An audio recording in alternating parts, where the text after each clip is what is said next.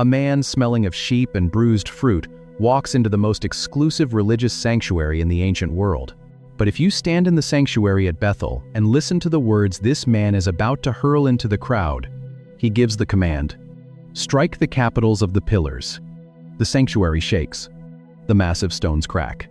The roof shatters and crashes down onto the heads of the worshippers. There is no escape. The people who built their fortunes on the backs of the poor will be buried under the rubble of their own religious hypocrisy. 5 visions. 1. Inevitable collapse. The visions prove that God sees the structural damage hiding behind the ivory panels. But what exactly is the standard the plumb line measures? To see the fatal crack in the foundation, you have to look at 2 specific words hiding in the Hebrew text. The entire book of Amos hinges on a single, thundering sentence in chapter 5.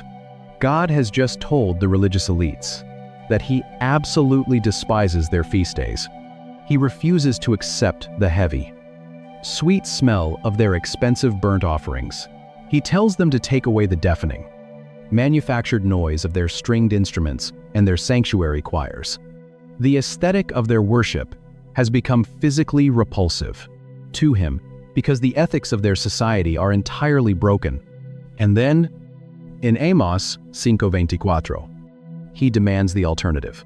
But let justice roll down like waters, and righteousness like an ever-flowing stream.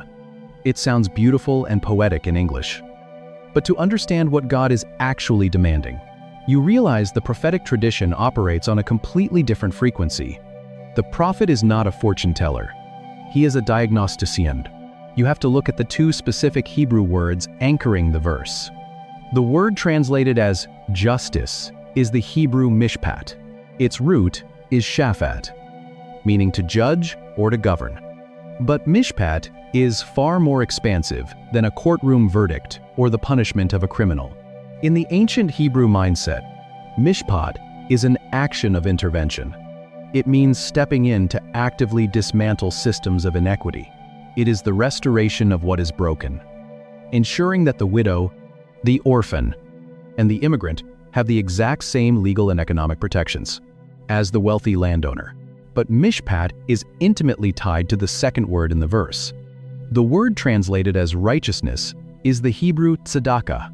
We usually read righteousness through a modern, individualized lens, assuming it simply means personal piety, moral purity, or keeping your private spiritual life clean. But the biblical concept of tzedakah is inherently social. It refers to a standard of right relationship between human beings. It is a life deliberately structured around disadvantaging yourself to advantage the vulnerable. When a society operates with mishpat and tzedakah, the poor are not crushed into the dirt to pay for ivory beds. That etymology changes everything about how we read the prophets. Righteousness is not a private, emotional state. It is a public, measurable equity. God compares these 2 concepts to a nachal etan, an ever-flowing stream. He does not come to predict a random, unprovoked catastrophe. He comes to expose the rot hiding underneath the gold plating. His name is Amos, a wadi that does not dry up in the brutal, suffocating heat of the Middle Eastern summer. The religious festivals of Israel were seasonal. The worship was a scheduled event. But God is demanding a standard of equity that flows continuously, cutting through the rocky landscape of human greed without ever stopping. He is telling them that without mishpat and tzedakah, their religion is entirely hollow. And that ancient diagnosis points to a deeply uncomfortable reality for anyone participating in modern faith. You walk through the heavy doors. The lights dim. The bass vibrates deep inside your chest. The screens glow with perfectly timed lyrics. The acoustic guitars swell. You raise your hands. You close your eyes. You feel the rush of the melody. You smell the artificial fog drifting off the stage. It feels holy. It feels complete. But outside the building, the real world grinds on. The employee gets underpaid. The tenant gets squeezed by rising rent. The vulnerable get crushed by impossible debt. You manage the spreadsheet. You maximize the profit. You ignore the collateral damage. You leave the sanctuary and step right back into the machinery of extraction. And you believe God is perfectly fine with this arrangement. This is the phantom worship. We have completely severed the sanctuary from the streets. We separate our Sunday songs from our Monday decisions. We reduce faith to a private, emotional experience. He has traveled from the harsh, rocky hills of Tekoa, crossing a hostile political border, carrying a message that will terrify the economic elite. We forget it is a public, economic mandate. We count the attendance. We track the giving. We measure the downloads. We celebrate the expansion of the religious brand. But Amos holds up the plumb line. He drops the heavy lead against our modern institutions. He proves that we think God measures devotion by the volume of our praise. But God is measuring the equity of our ledgers. Worship is not a feeling you manufacture. It is a system you dismantle. If you are in a season where modern religion feels hollow, Amos is your prophet. If you look at massive, multi-million-dollar church campuses and wonder why the neighborhoods around them are still starved of resources, you are feeling the exact friction Amos felt. You are sensing the crack in the foundation. You are feeling the terrifying tilt of the wall. The noise of our gatherings does not mask the silence of our justice. God is not impressed by our production value. He plugs his ears to the phantom worship. He turns away from the carefully curated aesthetics. He demands a river. He demands a stream of mishpat that does not dry up when the stage lights turn off. He demands a tzedakah that costs you something real. But truth like this is incredibly dangerous. You cannot speak this way in the capital. You cannot threaten the bank accounts of the religious elite, and ultimately seal the fate of an entire nation. He is stepping into a society that believes it is living in an absolute golden age. You cannot crash the state-sponsored chapel, insult the liturgy, expose the financial corruption, and expect to walk out quietly. The machine will not allow it. The institution always protects itself. And standing right there in the heavy smoke of the bronze altar, the most powerful religious official in the nation finally makes his move. The high priest finally steps out of the shadows. His name is Amaziah. He wears the heavy, meticulously woven robes of the state religion. The gold bells sewn into his hem chime lightly against the cold marble floor. The sweet, suffocating smoke of the altar drifts between him and the herdsman from Tekoa. The crowded sanctuary falls completely silent. Amaziah has heard enough. He has already dispatched a frantic message to King Jeroboam, accusing this southern outsider of inciting a political conspiracy. But now, he confronts the prophet face to face. He does not try to debate the theology of the 5 visions. He does not attempt to deny the economic exploitation happening in the streets of Samaria. The truth of the plumb line is too obvious to argue. Instead, he tries to protect the institution. He points toward the southern border and issues an eviction notice. O seer, go, flee away to the land of Judah, and eat bread there, and prophesy there. He tells him, the borders are secure. The trade routes are incredibly lucrative. The military is undefeated. The temples are absolutely packed with worshipers bringing massive, unprecedented offerings to never again show his face in Bethel. And the reason he gives is the most devastating indictment of the entire religious system. He says, for it is the king's sanctuary, and it is a temple of the kingdom.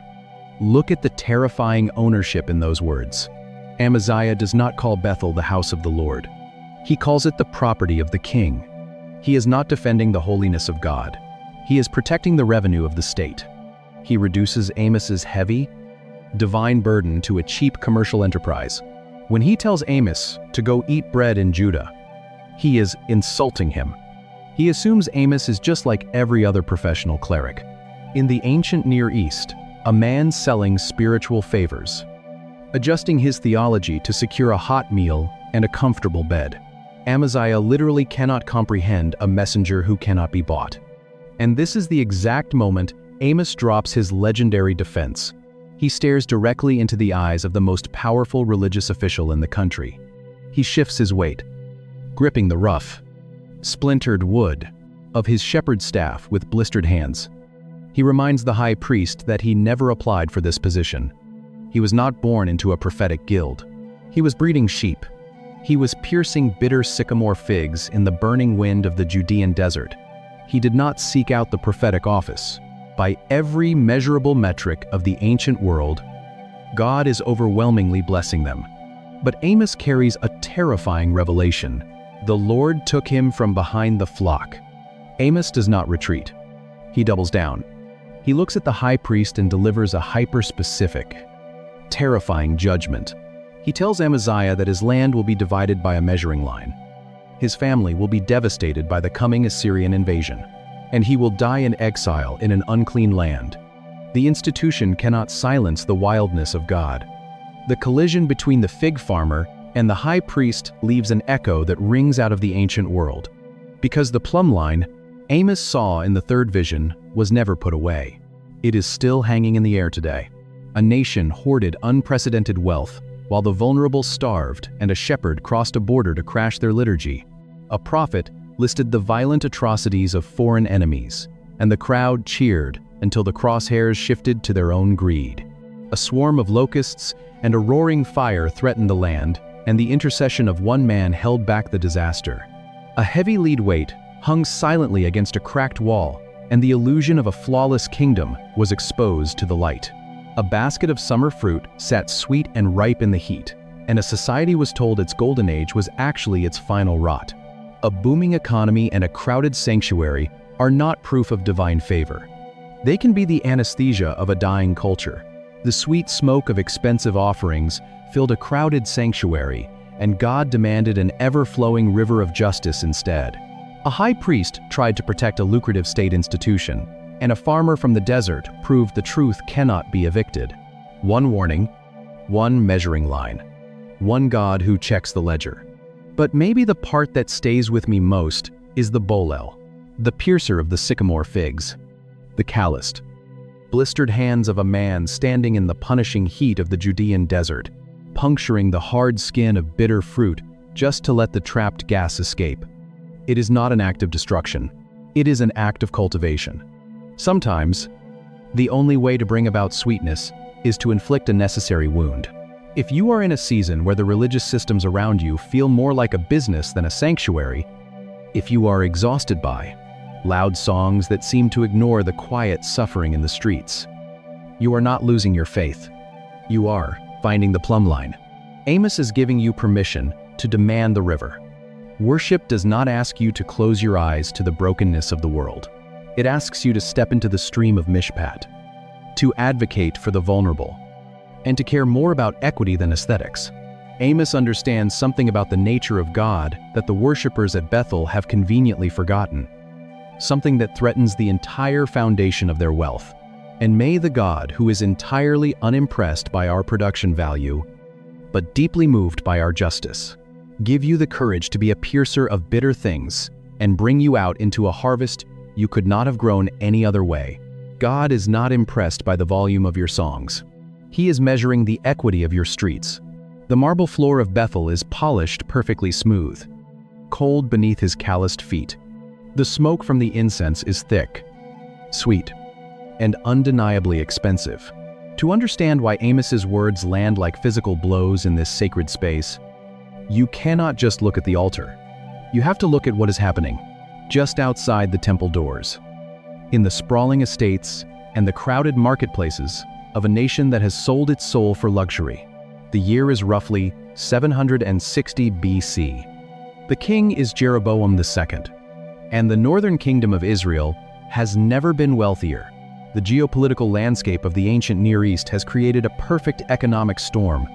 The terrifying Assyrian war machine is temporarily asleep. Egypt is politically fractured. The vacuum allows Israel to control the most lucrative trade highways of the ancient world. The borders stretch from the Dead Sea all the way to the Syrian desert. The tariffs pour in. The military is undefeated. The elite of the capital city, Samaria, are living in an architectural fever dream. They build winter houses. They build summer houses. They panel their interior walls with smooth, imported African ivory. They stretch out on custom-made couches. They anoint their skin with the most expensive, imported oils. They invent new musical instruments just to hear their own melodies echo through the stone halls. They do not drink wine from normal cups. They drink it from heavy, sloshing, sacrificial bowls. It is an era of absolute, unfiltered excess. But there is a dark, rotting underbelly to the ledger. Fattened calves are burning on the massive bronze altar. The meat, hissing loudly as hot grease drops into the fire. The wealth is not trickling down. It is being violently extracted. The courts of justice have been completely weaponized against the vulnerable. Judges take bribes in the open, the heavy silver coins clinking loudly on the tables. Merchants rig the weights and scales in the local markets. They sweep the discarded, dirty wheat from the threshing floor and sell it at premium prices to the starving. Small landholders are crushed by impossible loans and predatory interest rates. And when the poor cannot pay, the rich do not forgive the debt. They foreclose on human beings. They sell the righteous for silver. They sell the needy for a pair of sandals. A human life traded for cheap footwear. The prosperity is not a divine reward. It is a systematic theft. But the religious establishment is blind to the blood on their hands.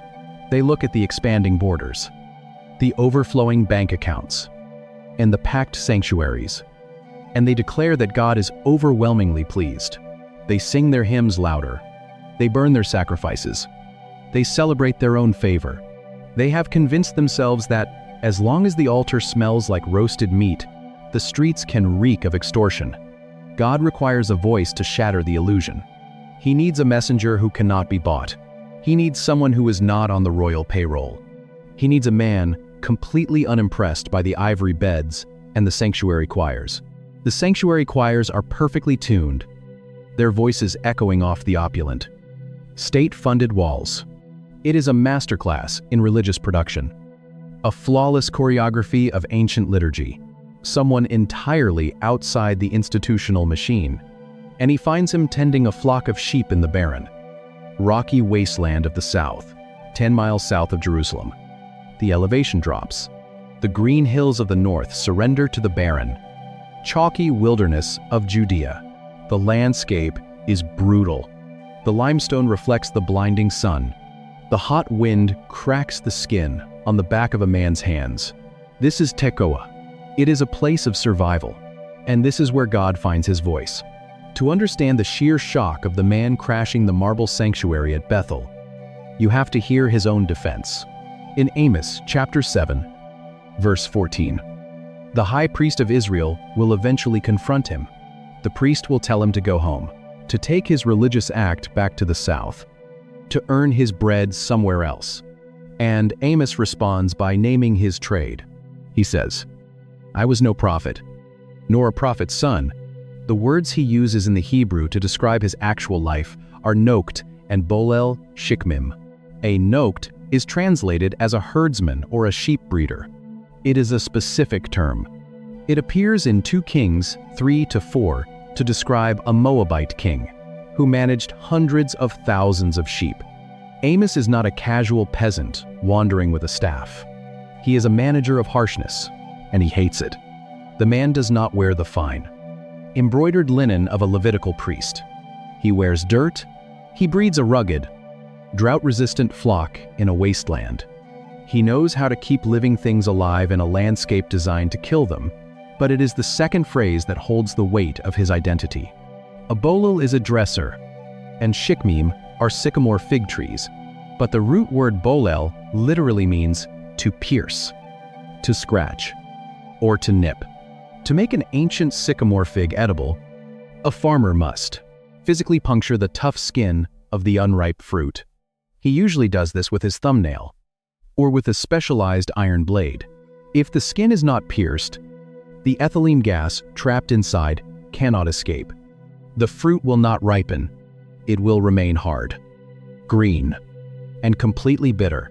It is sticky, exhausting, hand-blistering work.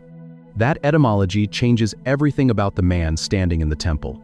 His qualification is not his institutional pedigree. It is his proximity to the dirt. Amos is not a professional cleric paid to speak softly to kings. He is a laborer trained to pierce bitter things so they can bear fruit. God does not choose a diplomat. God chooses a bolil. He chooses a piercer. He chooses a man who knows in his bones that sometimes the only way to bring about sweetness is to inflict a necessary wound. And so the piercer leaves the limestone hills of Tekoa. He walks north. He crosses the political border into a nation drunk on its own economic success. He wears the rough, heavy wool of the southern desert. He stands in the middle of the northern kingdom's royal chapel. He stands in the capital of commerce, smelling of sheep and tree sap, and he opens his mouth. But he does not start by condemning Israel. That would be too easy. The crowd would shut him down immediately. The priests would have the guards drag him out before he could finish his sentence.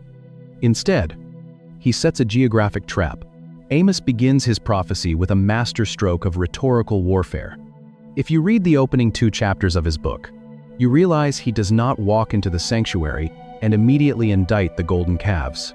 He does not mention the rigged scales or the imported African ivory. Instead, he stands in the courtyard, the heavy smell of sacrificial smoke hanging in the air, and he points his weathered finger to the northeast. He pronounces a devastating judgment on Damascus. He uses a rhythmic, mathematical formula for 3 transgressions of Damascus. And for 4, I will not revoke the punishment. He condemns their brutal military conquests and the wealthy elites of Israel. Listening to this rugged southerner, likely nod in deep theological approval. Everyone in Samaria hates Damascus. Then he points to the southwest, toward the Mediterranean coast. He drops the exact same formula on Gaza, condemning their slave trade. Then he moves up the coast to Tyre. He sweeps southeast to Edom, condemning their unnatural wrath. He points to Ammon. He points to Moab, interrupting the highest day of state-sponsored worship. And he begins to speak. He is about to ruin everything. If you trace his proclamations on a map of the ancient Near East, a chilling pattern emerges.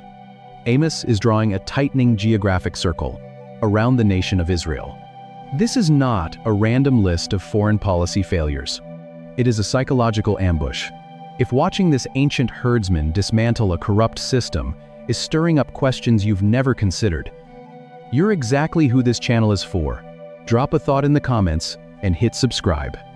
Because every week we go deeper into the text than you knew was possible. So the crowd in Bethel leans in, fully captivated by the destruction of their enemies. Amos finally points due south. He calls out the transgressions of Judah, the southern kingdom, his own home territory. The northern Israelites must be roaring in approval at this point. The prophet is validating everything they already believe about their own moral, political, and religious superiority. And then, the trap snaps shut. The crosshairs move to the very ground they are standing on. For 3 transgressions of Israel, and for 4, I will not revoke the punishment. But the crimes he lists for Israel are fundamentally different. When he condemned the pagan nations, he cited spectacular, violent atrocities, ripping open pregnant women in Gilead, burning the bones of kings, conducting mass deportations. But when the divine judgment finally lands on the chosen people of God, most people assume the prophets of the Old Testament are essentially fortune tellers. We treat them like mystics staring into crystal balls. The indictment is shockingly mundane. He does not accuse them of military atrocities. He accuses them of economic exploitation. He accuses them of stepping on the heads of the poor, of crushing the afflicted, of denying legal justice to the marginalized in the public square. The brutal reality of Amos's opening speech is that he equates Israel's domestic greed with the absolute worst international war crimes of their pagan neighbors. The rich are paralyzed. The priests are suddenly on edge. And then, the shepherd begins to show them exactly what he sees. A swarm of locusts blots out the sun. The sky turns black. The insects descend on the late spring crop, stripping the green shoots down to the bare, dry dirt. You can hear the clicking of millions of jaws eating the lifeblood of the nation. Amos watches the destruction. He cries out. He begs for mercy. He reminds God that Jacob is too small to survive this. And God relents. Then the heat rises. A supernatural fire roars across the horizon. It burns so hot, it evaporates the great deep. It scorches the farmland to ash. The air smells like burning dust and cracked earth. Amos watches the fire. He cries out again. He begs for the fire to stop. And again, God relents.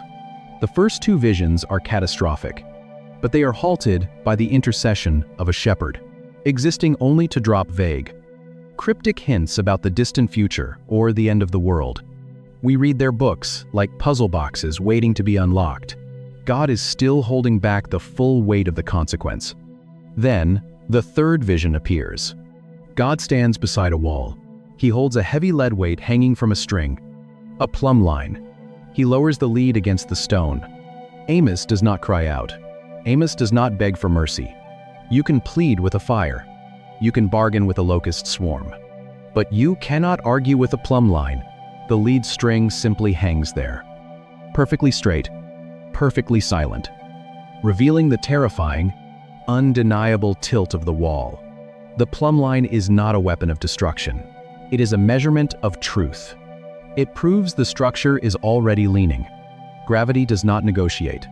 Then, the fourth vision arrives. A woven basket of summer fruit sits in the heavy heat. It is ripe. It is sweet. It smells like harvest. In Hebrew, summer fruit is kayitz, but God uses the visual to make a terrifying pun. He says, "The ketz has come. The end has come. The fruit is ripe." And a ripe fruit only has one future. It rots. Israel is not in a golden age of growth. It is in the final stage of decay. Finally, the fifth vision strikes. The location changes. God does not appear in an open field. He stands directly beside the bronze altar at Bethel, the center of their worship, the heart of their religious pride.